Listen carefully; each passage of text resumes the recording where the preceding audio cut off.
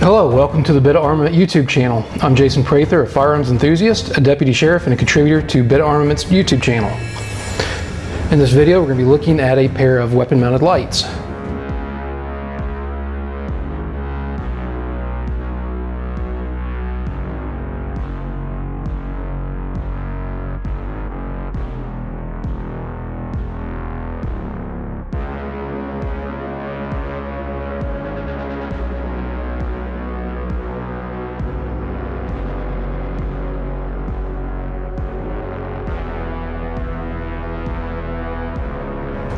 Just to start off with, I am a big fan of both Surefire and Streamlight. Surefire is a little bit more my favorite, I would say, but Streamlight still makes a good light, and they make a couple of really unique lights that I love. So they're both mounted on Glock platforms.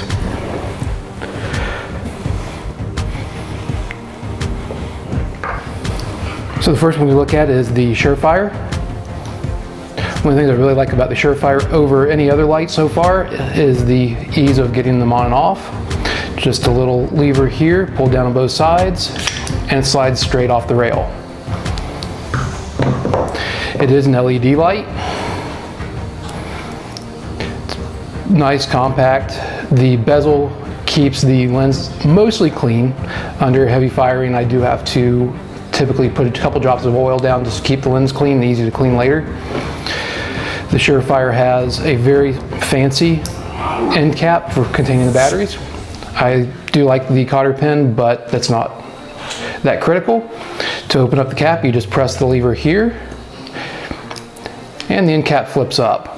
And it contains two of the TLR-1 batteries. Goes back together with a click, and I do reinsert the cotter pin. To reinstall, line it up on the rails, pull till it clicks. For the Surefire, there's two modes of activation. All the way down, constant on. All the way up is constant on.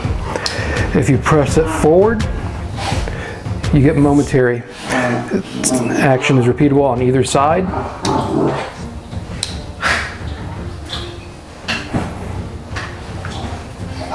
And that's really my favorite light.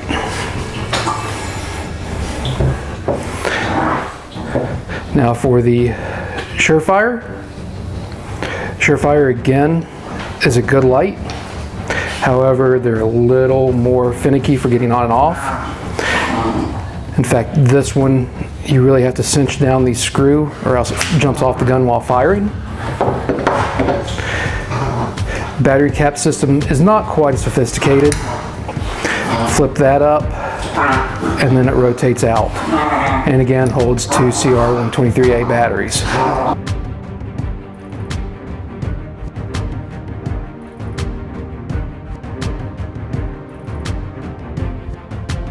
So the Streamlight again.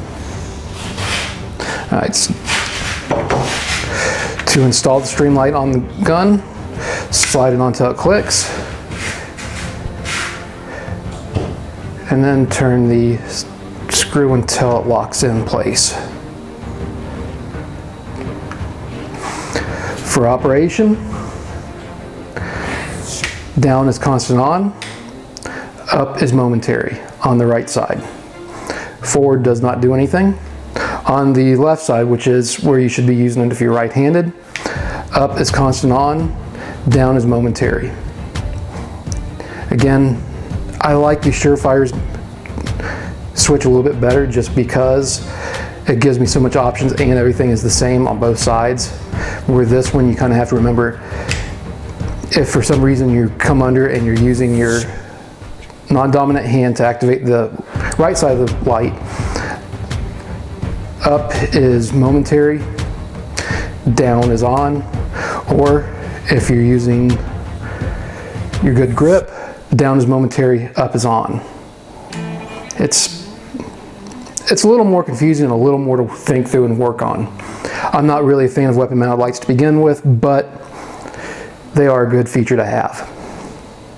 One of the reasons I like the Surefire light over the Streamlight is when you need a flashlight, you can come in and now you've got a flashlight.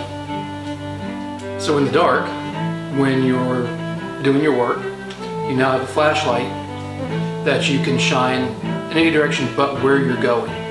The idea behind this is, if I've got my flashlight mounted to my gun, wherever I'm walking with my gun sighted, that's probably my direction of travel. However, if I'm running my light like this, I've got my light, or I got my gun shined in front of me. My light is reflecting off of nearby walls and anything else around. One of the other things I really find nice about using this method is if you're searching a building or a room, you open up the bathroom door and here's this bright light shining right back in your face off of the mirror. That kind of leaves you blinded and you can't do your work for a few seconds till you readjust.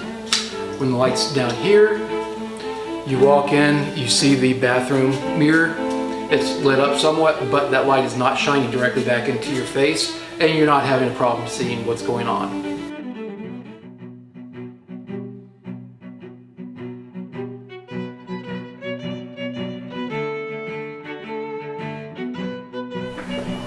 Alright, so that was the Surefire X200a and the Streamlight TLR-1. They're both fine LED weapon mounted lights. I just have my preference towards the Surefire. Either way you go, you can't go wrong with them. So both are great choices. The TLR-1 runs you about $150, where the Surefire usually runs somewhere around $300. So for half the money, if you can live with the permanent mount, that's one option for you. I tend towards the Surefire just because I like to be able to remove it and do my work with a separate light in hand, but have everything together in one package for when I grab it up. Thank you for watching my video. If you enjoyed it, please consider liking it and subscribing to the Bit of Armament channel. This time I'd like to thank you again for watching, and thank all those who have supported me in other ways in chasing the dream of bit armament.